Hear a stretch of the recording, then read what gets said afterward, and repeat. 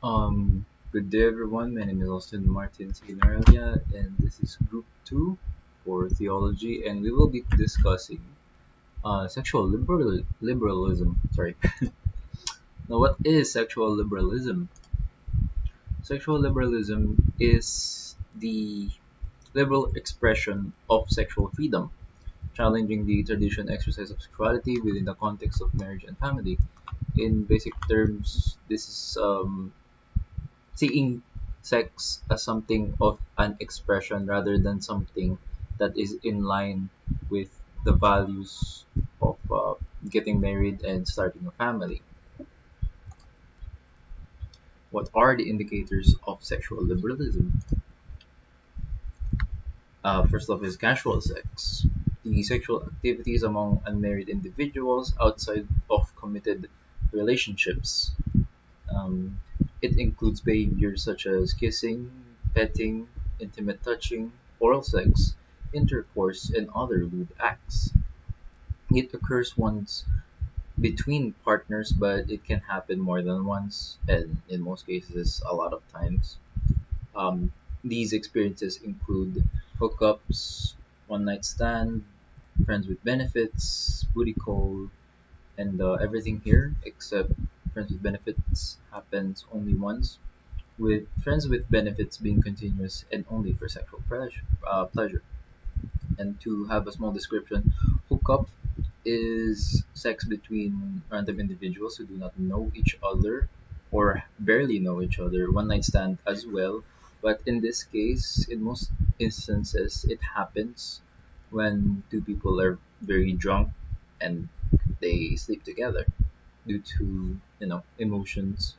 Friends with benefits is something of a intimate relationship between two people who are just friends. They do not have a relationship romantically, just platonically, but they desire the pleasures of sex. So, friends with benefits. Booty call, if I recall correctly, this is calling someone just to have sex with them. And other than that, yeah, that's the only intent between in that regard. There are benefits to casual sex, though, so it's minimal to say the least. It is the enjoyment of physical intimacy without commitment, and most humans desire pleasure but lack the energy, time, and desire. Now, you know, uh, with sex, you need to exert a lot of effort to get to know someone, to be in a relationship with them, to marry them, to actually start doing um, intimate things. But casual sex removes the time consuming part and all of the energy required. It just focuses on the intimacy part with no feelings attached. Yes, it does bring temporary pleasure. However, there's a lot of drawbacks. They increase your physical, mental, and emotional health risks, and the economic and time cost of practices. Of course, you need to ensure that the person you will have casual sex with is safe from sexually transmittable diseases, as well as ensuring that you don't make them pregnant. So, birth control is in mind. And the drawbacks, as mentioned, sexually transmitted diseases, unplanned pregnancy, and of course the cost of these safe practices and separation of sex from attachment, the stress and anxiety after the act itself, and of course um, after a while you're gonna think you just feel used for your body, so you're gonna feel empty, and of course risk and regret over the action. And they also have mental health issues. They include depression, regret, embarrassment, and as aforementioned, feeling used. It also decreases your self-esteem and makes you anxious. Of course, yeah. Casual sex just turns this intimate action into its bare bones of the action at the act itself. It removes why you're doing it in the first place, so it makes you feel used. You're just for your body type of ordeal. You're just there because of your body, but other than that, there's nothing more. moving on is premarital sex. Now, this is a voluntary intercourse between partners who are committed but aren't married, and with the church, of course, they say it's not something you should do because the conjugal act is just, well, in the name itself, for partners who are married. Now, it can range from hooking up casual sex one night stands to long term relationships that haven't gone through marriage yet, and they include oral, anal, mutual masturbation, and of course, intercourse. They have a lot of drawback, of course. There are benefits, but the drawbacks pull it out more, and of course, it's a very immoral act per se. So, premarital sex is associated with the exposure to porn, living in low cost housing, dropping out divorced parents, substance use, influence of media, peer pressure, sexual literacy, and more.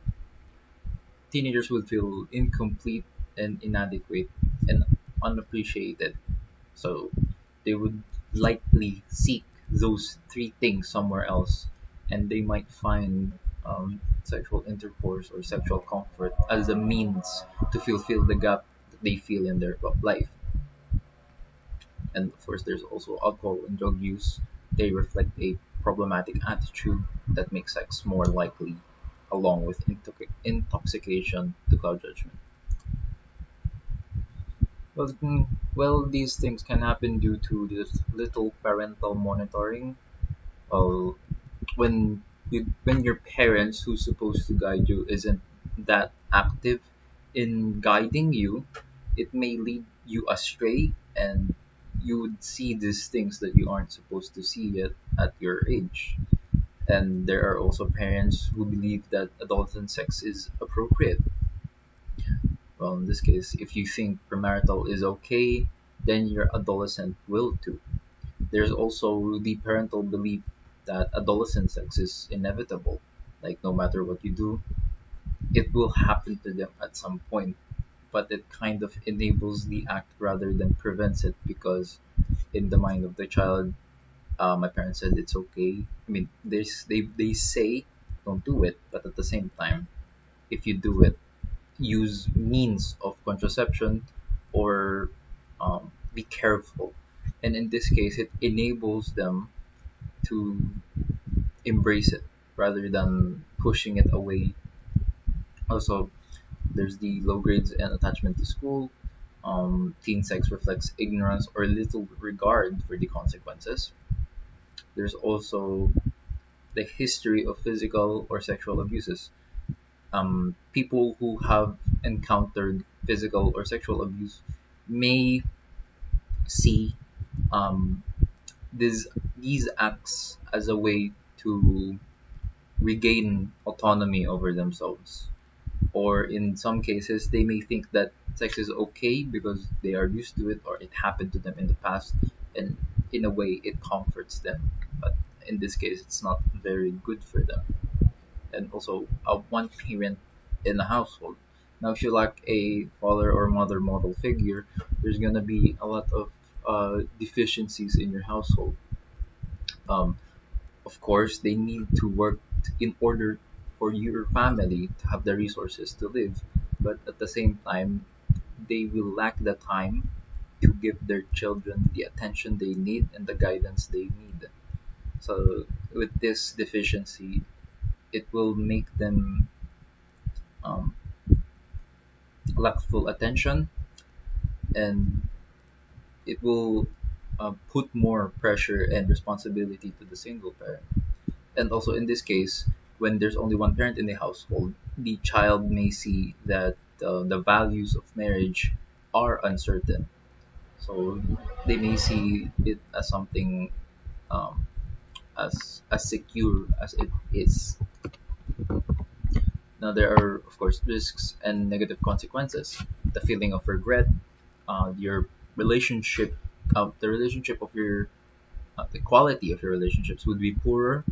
You would have depressive symptoms, substance abuse, loss of parental support, and more. And of course, the contraction of sexual transmittable diseases, and the most often issue in the country right now is unwanted pregnancies and, of course, bad decision making slash judgment. Now, a controversial yet prevalent topic nowadays is teenage pregnancy. Teenage pregnancy is the pregnancy that occurs to women under the age of 20, typically 15 to 19, but unfortunately there are cases where it can go lower due to sexual assault or um, lack of monitoring, so they stray off and experiment at a very young age. But in this case, even if it was their in their interest to explore, they cannot consent, so it's still sexual assault. Moving on. The main causes of this are absence of sexual education. Of course, when children or teenagers are curious, they will experiment. They don't have the idea of what is this thing, so think they would think less, or rather no less specifically. So they would experiment on their own, and this is due to the lack of comprehensive sex education in schools and communities. There's also economic factors. Poor household in poor regions generate a disproportionately high number of teenage pregnancies. Financial hardship can lead to teenagers to cohabitate or marry young. There's also the physical, mental, and sexual abuse victims, aforementioned earlier.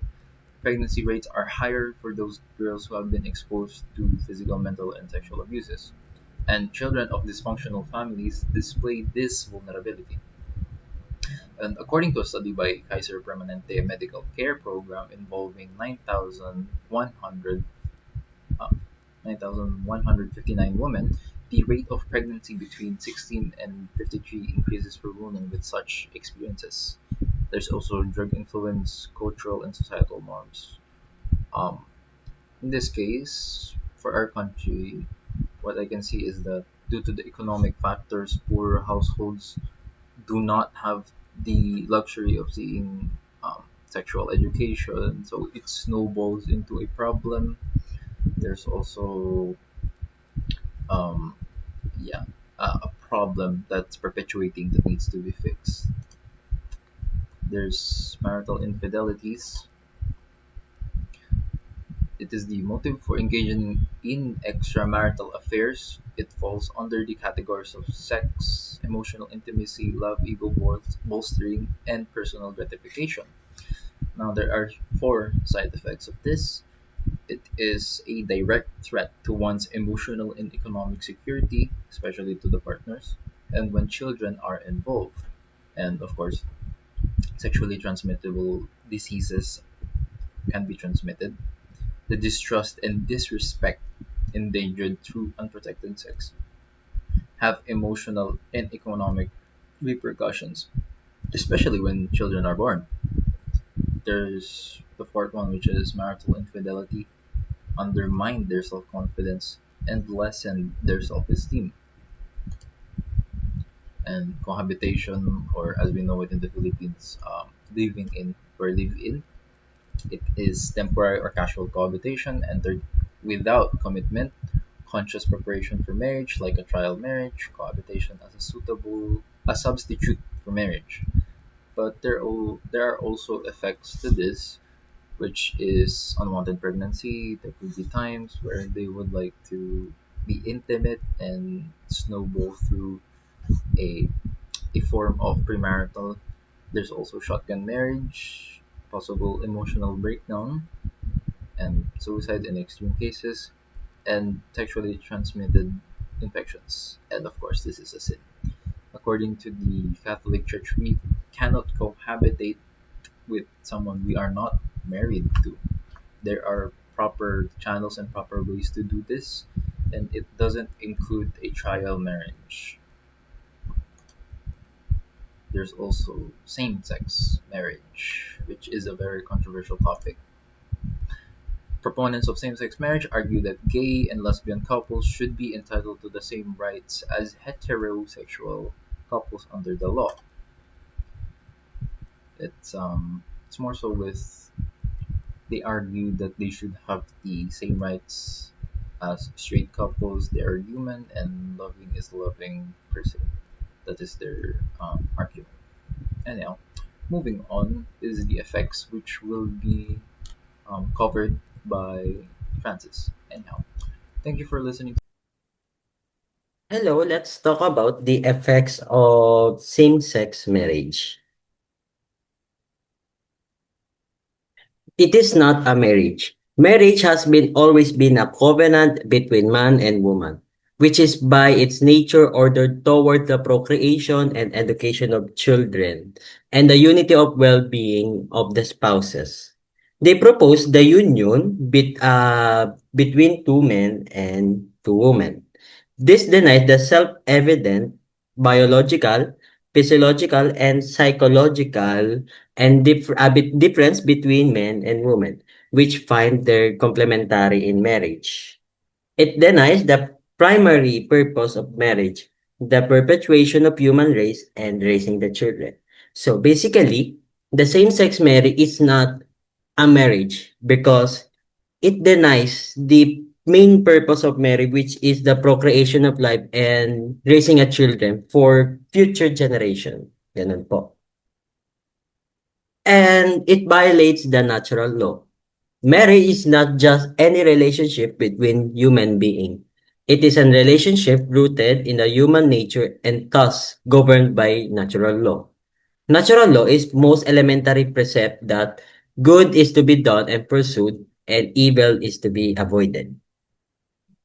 Any situation that institutionalizes the circumvention of the purpose of the sexual act violates natural law and objective norms morality. So, the same-sex marriage actually violates the natural law wherein kinakagawian natin na ang pagpapakasal ay dapat babae at lalaki lamang. Okay? And it always denies a child either a father or a mother. It is a child's best interest that he be raised under the influence of his natural father and mother. The unfortunate situation of these children will be a norm for all children of same-sex marriage. A child of a same-sex marriage will be always deprived of either his natural mother or father. He will always be deprived of a mother or a father's role model. Same-sex marriage ignores the child's best interest. So basically, ang pagkakaroon ng anak sa same-sex marriage is hindi natutuntunan ng pangangailangan ng isang bata sa isang biological mother and father since they cannot procreate when they are if they're practicing same-sex marriage. Right? It validates and promotes homosexual lifestyle. In the name of family, same-sex marriage served to validate not only such a union of the whole such a union, but the whole homosexual lifestyle in all its bisexual and transgender variants. Civil law are the structuring principle of man's life in society.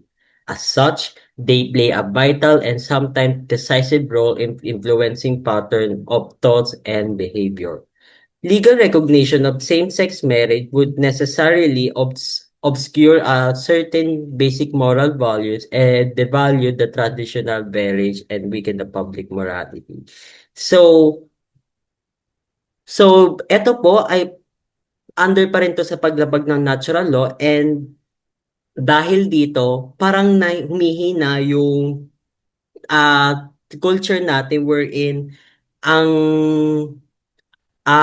tawag dito, ang same-sex marriage ay pagpapahina sa traditional marriage na normally na babae at lalaki ang nagpapakasal and humihina rin yung morality.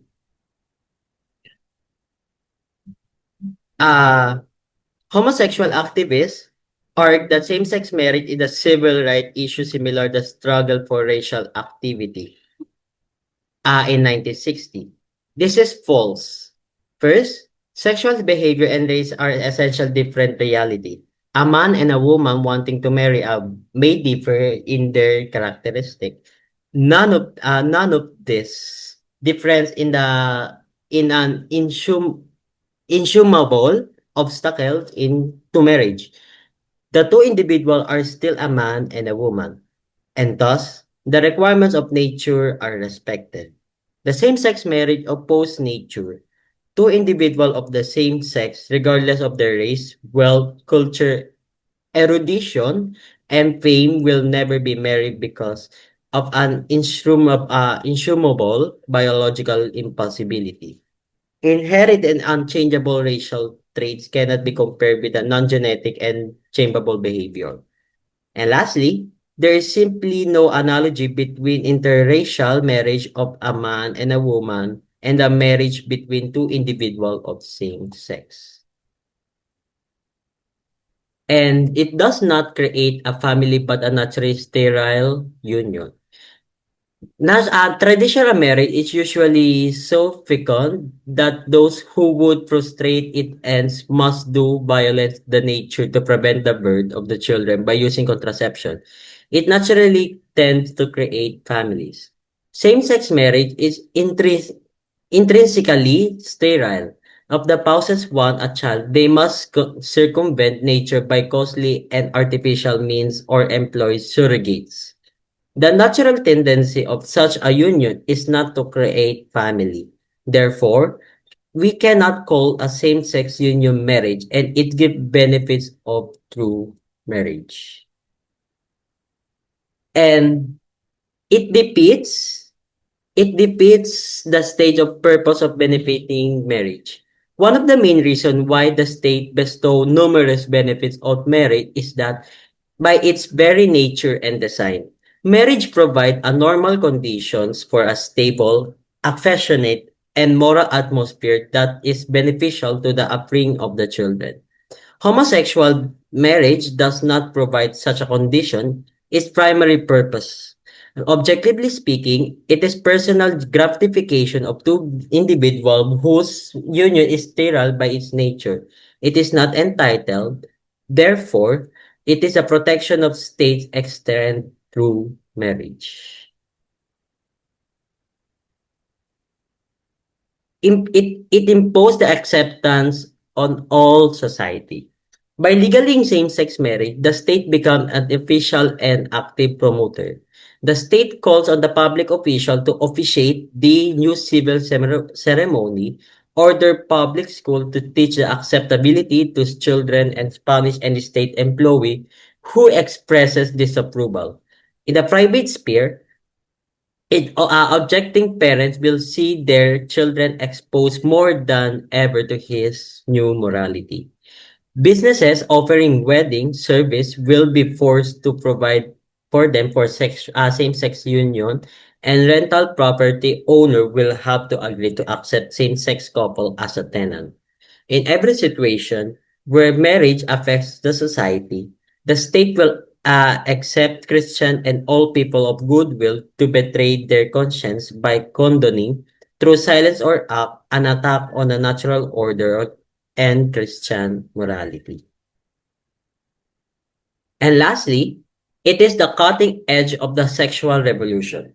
In 1960, the society was pressured to accept all kinds of immoral sexual relationship between men and women.